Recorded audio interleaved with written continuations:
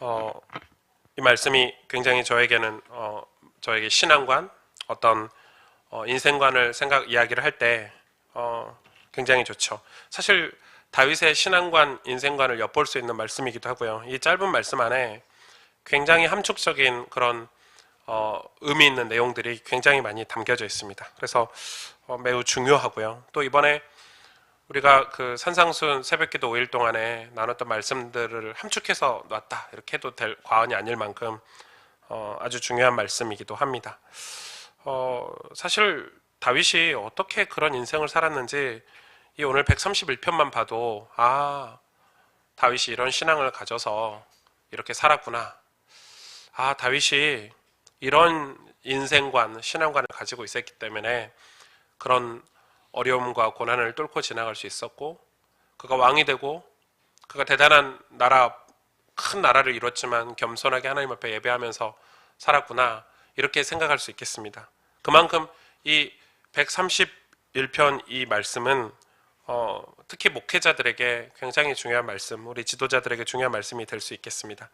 오늘 1절에 보니까요, 여호와여 내 마음이 교만하지 아니하고, 마음에 관해서 얘기하죠.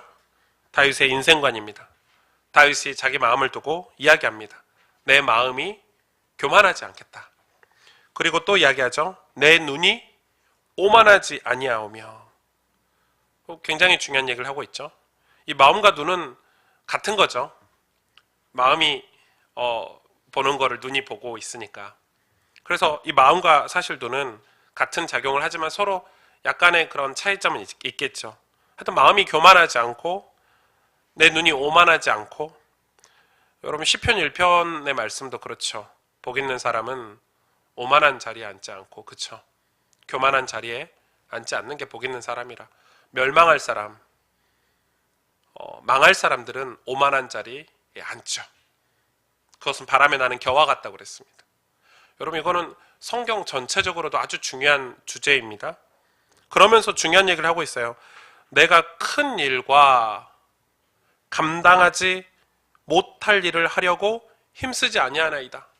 진짜 중요한 메시지예요. 여러분 저는 이 말씀, 이 한 절이 저에게 굉장히 제가 목회를 하고 이 복음화 운동을, 목사의 삶을 살아가는 데 있어서 이 한 절이 저에게 주는 영향이 굉장히 컸어요. 내가 큰 일과 감당하지 못할 놀라운 일을 하려고 힘쓰지 아니하나이다. 여러분 좀 이상하지 않습니까? 우리가 막 힘써야 되잖아요. 막 세계복음하기 위해서 힘써야 되고, 막 크고 놀라운 일, 막 기적을 베풀고 이사를 벌이고 막 능력을 나타내는 일, 막 큰 역사, 부흥의 역사, 이런 게 우리 삶에 막 이런 역사가 일어나도록 힘써야 되는데, 다윗은 반대로 얘기하고 있습니다. 내가 큰 일과 감당하지 못할 놀라운 일을 하려고 힘쓰지 아니한다고 얘기하고 있죠. 여러분 이 1절의 말씀을 통해서 우리가 몇 가지 교훈을 좀 얻어야 됩니다. 이 한 구절에 다윗의 인생이 다 담겨져 있는 것입니다. 이 시편 131편 1절 이 한 구절에 다윗의 신앙이 다 담겨져 있습니다. 매우 중요합니다. 매우 중요합니다. 그의 평생 하나님을 왕으로, 주인으로 모시고 살았기 때문에 가능한 고백입니다. 여러분 이거는 엄청나게 중요합니다. 인간이 왜 타락했는지, 인간이 왜 죄악의 그 사단 마귀의 유혹에 넘어갔는지, 왜 그랬죠? 욕심 때문에 그렇죠. 교만 때문에 그렇죠. 나도 하나님처럼 될 수 있다. 다윗이 그걸 정확히 알았습니다. 죄가 무엇인지, 사단이 우리를 공격하는 무기가 무엇인지를 정확히 알았습니다.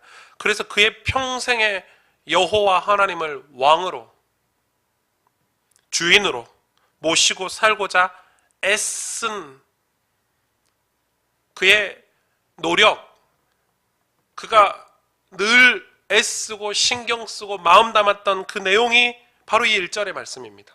내 마음이 교만하지 아니하고 내 눈이 오만하지 아니하고 내가 큰 일과 감당하지 못할 놀라운 일을 하려고 힘쓰지 아니하였나이다. 내가 하나님의 자리를 가지 않도록, 내가 하나님의 역사를 침범하지 않도록.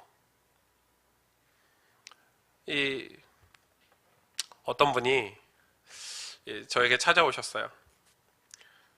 근데 이제 자기가 이렇게 혼자 찾아오신 게 아니라 뭐 복음이 막 하나님에 대한 열정이 뜨거우신 분인데, 자기가 그 복음을 전하려고 이렇게 기도하던 그런 후배라고 이렇게 데리고 왔어요. 근데 언제부터 복음을 이렇게 전했습니까? 이렇게 한 3년 됐대요. 한 4년 이렇게 됐대요. 4년 동안 복음을 전했는데 한 번도 이 복음을 받아들이지 않았대요. 데리고 왔어요, 저에게. 그래서 뭐라고 그러시냐면 그분이 저에게 지금 바로 복음을 전해달래요. 지금 당장, 지금이 시간표래요. 그래서 제가 그랬죠. 아니 4년 동안 당신이 복음 전해서 안 받은 사람을 나한테 지금 이 사람하고 나하고 지금 처음 만나는데 초면이에요. 말 한마디도 안 나눴는데 복음 전하래요, 저보고. 목사님 복음 전해서 빨리 영접시켜주세요, 뭐 이런 거 있잖아요. 그래서 이분이 막 다짜고짜 저에게 막 하는 거예요. 좀 저 아시죠? 전 그럼 더 안 합니다. 약간 청개구리 심보가 있어가지고. 그래서 제가 아니 그 4년 동안 복음 전하셨다면서요. 4년 동안 예수님 마음에 안 모시는 분이 무슨 사연이 있지 않을까? 좀 드러나 봅시다. 드러나 봅시다. 했더니 이분 눈치를 보는 거예요. 괴로운 거죠. 괴로운 거죠.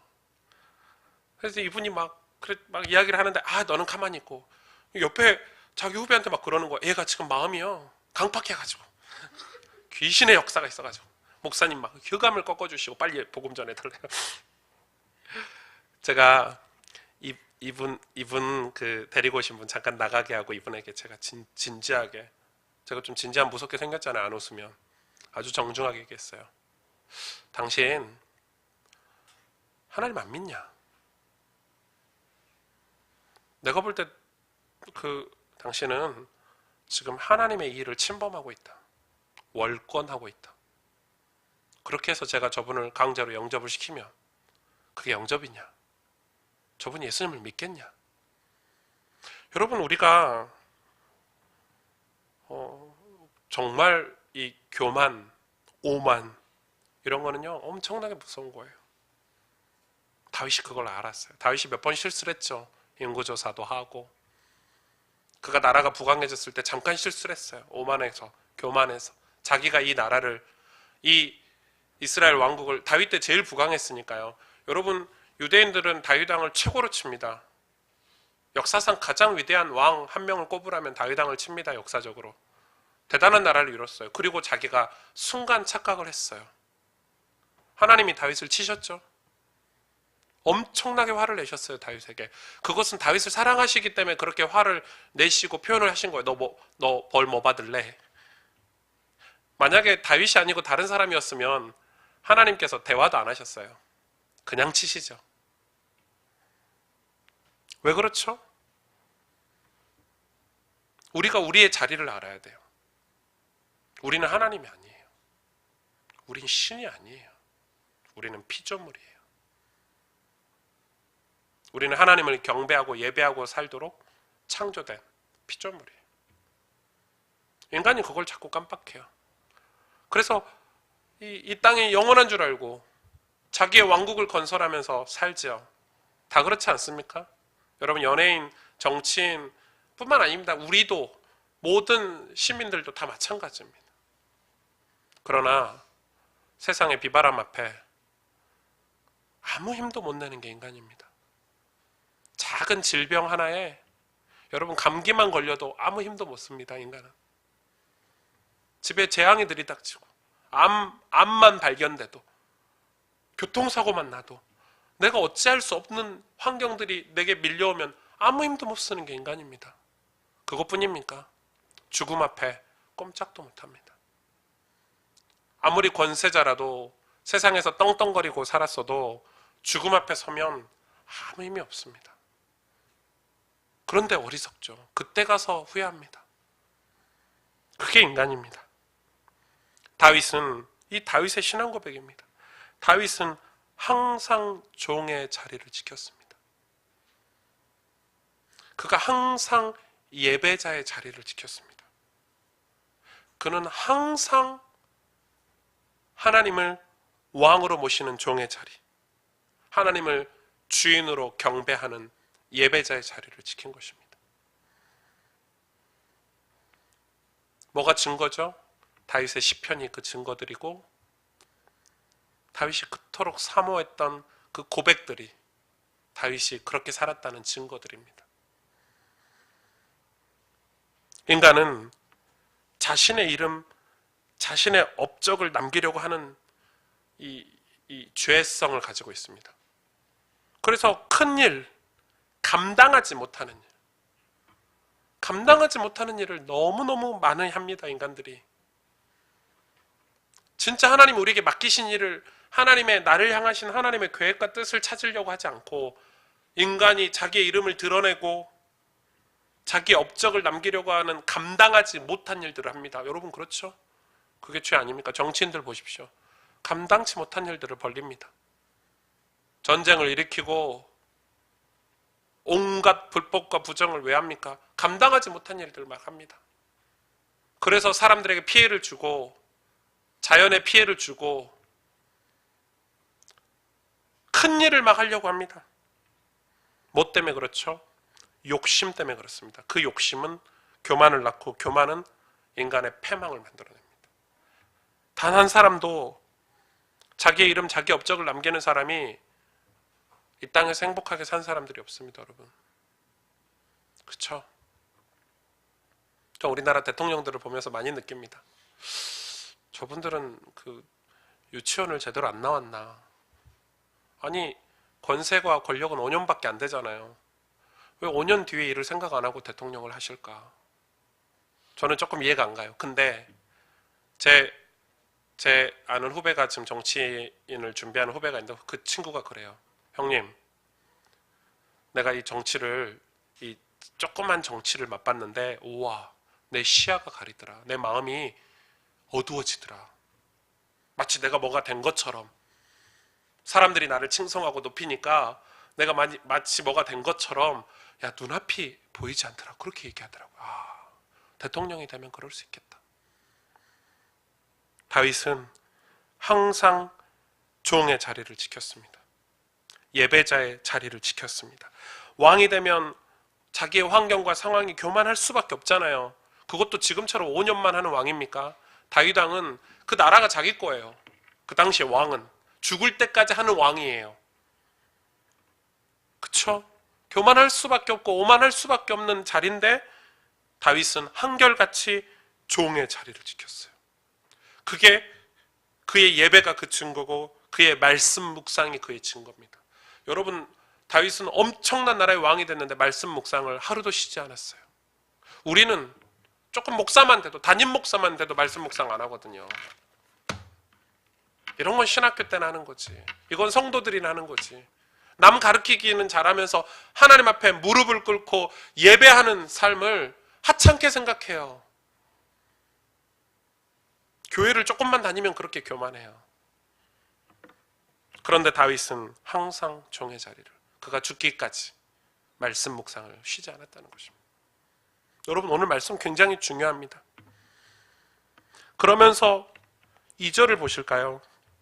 실로 내가 내 영혼으로 고요하고 평온하게 하기를 젖된 아이가 그의 어머니 품에 있음 같게 하였나니 내 영혼이 젖된 아이와 같도다. 정말 이거는요, 여러분, 이 시편 131편은 여러분 두고두고 묵상하셔야 돼요. 실로 내가 내 영혼이 고요하고 평온하게 하기를. 지금 다윗이 자기의 영혼이 고요하고 평안하다는 표현을 뭐라고 표현합니까? 젖된 아기가, 그냥 젖 안 뗀 아기 말고요. 여러분, 젖된 아기는 젖을 뗐으니까요 훨씬 더 불안합니다. 저도 한빈이 키워보니까 젖 떼고 나서는요, 젖 안 뗀 아이는 늘 어머니 품에 있잖아요. 젖을 떼면 이제 어머니 품에 안 있어요. 야, 너 저리 가, 너 저리 가, 이런단 말이에요. 그래서 아이가 어머니 품에 안기는 게 너무너무 그리워요. 엄마 아빠 품에 안기는 걸 너무너무 좋아해요. 그래서 엄마 품에 이렇게 안기면 그렇게 좋을 수가 없어요. 젖된 아기가. 그것처럼 고요하고 평안하다는 표현을 지금 하고 있는 거예요, 다윗이. 여러분, 이 힘이 있어야 종의 자리에서 살 수 있고 교만하지 않고 오만하지 않고, 그쵸? 예배자로 살 수 있는 것입니다. 우리 신앙의 목표가 무엇입니까? 많은 분들이 예수 믿는 이유를 이야기해 보면 뭐 잘 되는 거, 뭐 축복받는 거, 뭐 응답받는 거, 뭐 좀 수준 낮으신 분들은 뭐 부유하게 사는 거, 재물을 모으는 거, 권력자의 자리에 가는 거. 이 기도 제목들이 예수 믿는 목적들이 들어줄 수 없을 만큼 하나님 보실 때 들을 만한 가치가 없는 그런 목적들이 많죠. 다윗이 신앙생활한 목적, 사실은 목적이 아니죠.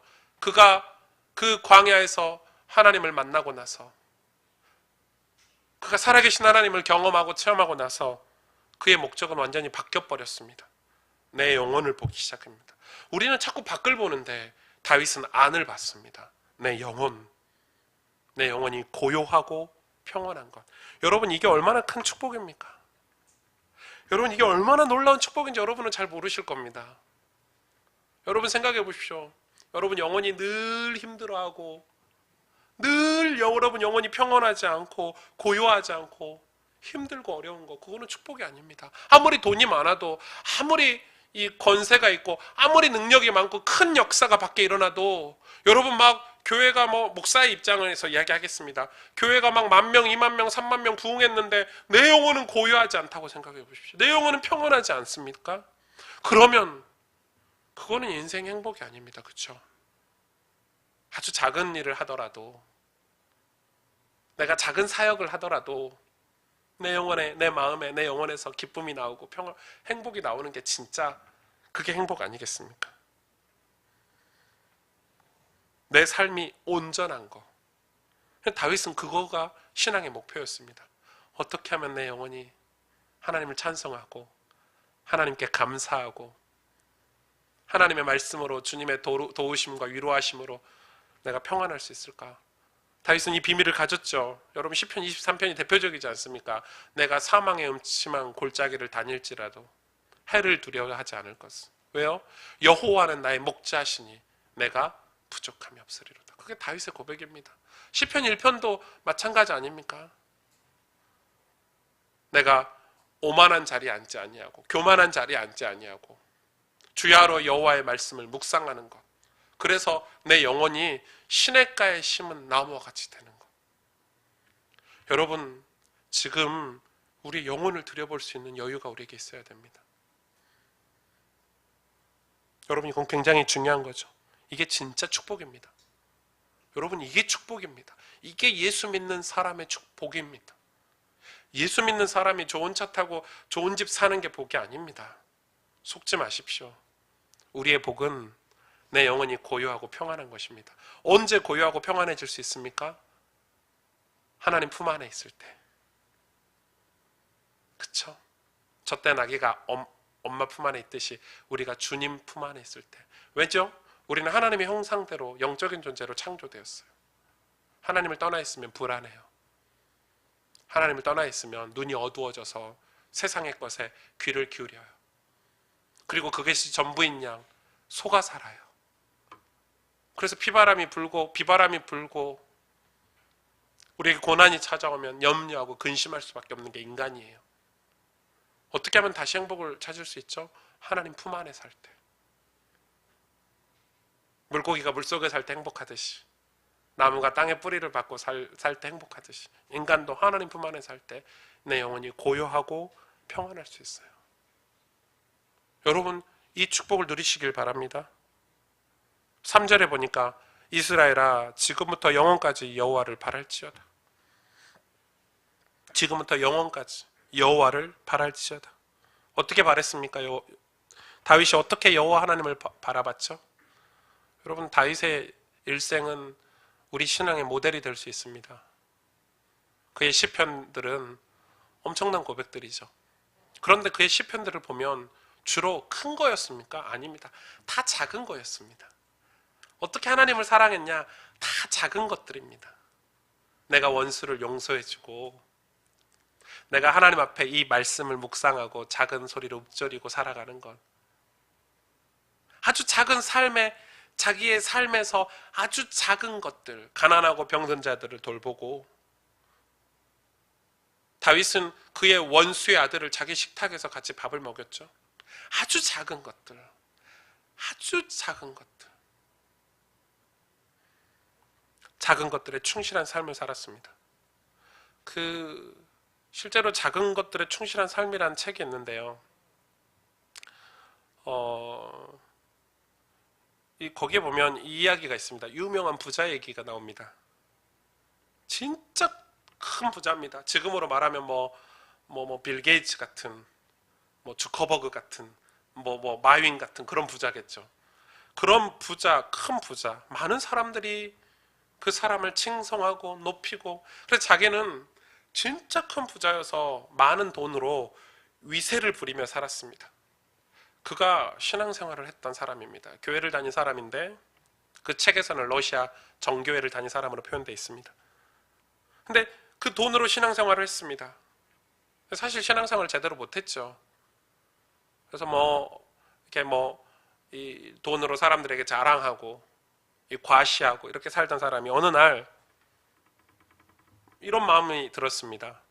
내가 어떻게 하면 저 교회에 내가 이 돈으로 교회를 위해서 좋은 일을 할 수 있을까? 이게 좋은 마음이 아니고 그 교회 안에서도 그걸 과시하기 위한 그런 마음. 그래서 어디 먼 곳에 기차를 타고 한참 가면 거기에 성자, 진짜 유명한, 정말 유명한 성자가 있는데 내가 그 사람을 만나서 내 이 종교심을 과시해야 되겠다, 이런 마음을 먹었습니다.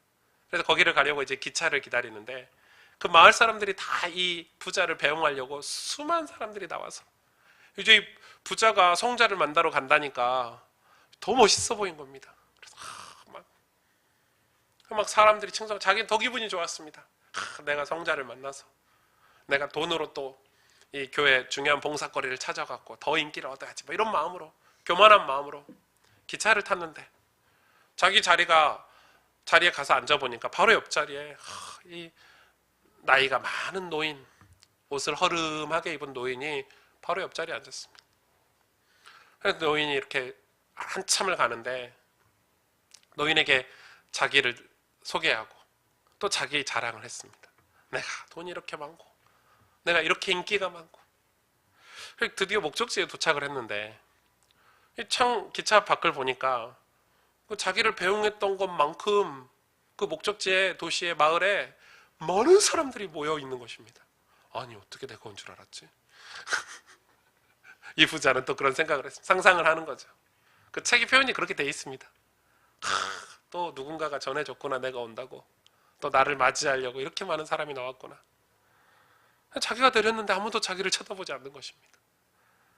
알고 봤더니 그 허름한 옷, 자기가 무시하고 자기가 실컷 자랑했던, 자기의 그 재물 많은 걸 자랑했던 그 노인 앞에 모든 사람들이 엎드려서 절을 하고, 알고 봤더니 그 유명한 성자가 그 노인이었던 것입니다. 그래서 이 사람이, 부자가 그 성자를 이제 만나러 갔습니다. 사람들이 막 해집고. 아니, 이제 부끄럽기도 하죠. 성자 앞에 자기를 자랑했으니까. 그래서 성자에게 물어본 것입니다.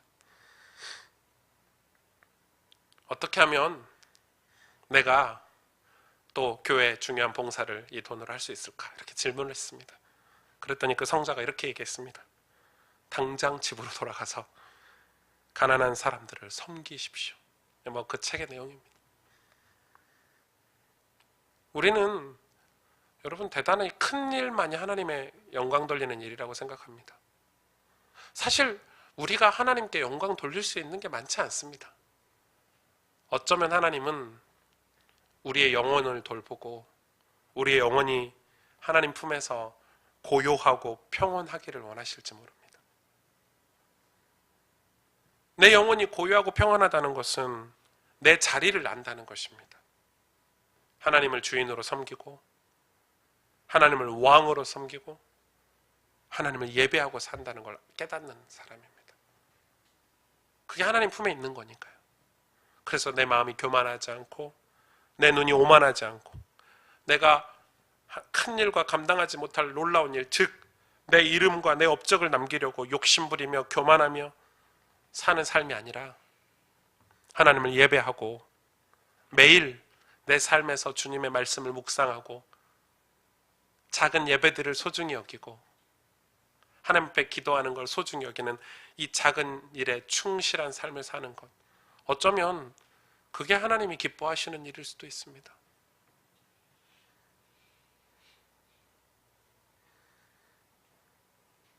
여호와를 바랄지어다. 여러분, 우리가 높은 마음, 교만함, 욕심이 있으면 하나님이 보이지 않습니다.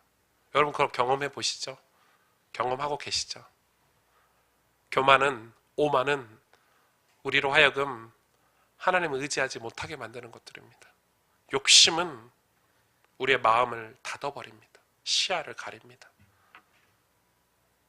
그래서 내가 최고라고 생각하고 나 아니면 안 된다고 생각하고 그리고 예수님 앞에 엎드려 기도하고 간절히 의지하고 또 가난하고 병든 사람을 돌보는 일을 하찮게 생각을 합니다.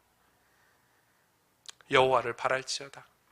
이게 우리 신앙의 어쩌면 가장 중요한 목적인지도 모릅니다. 여러분, 여호와를 바라고 계십니까?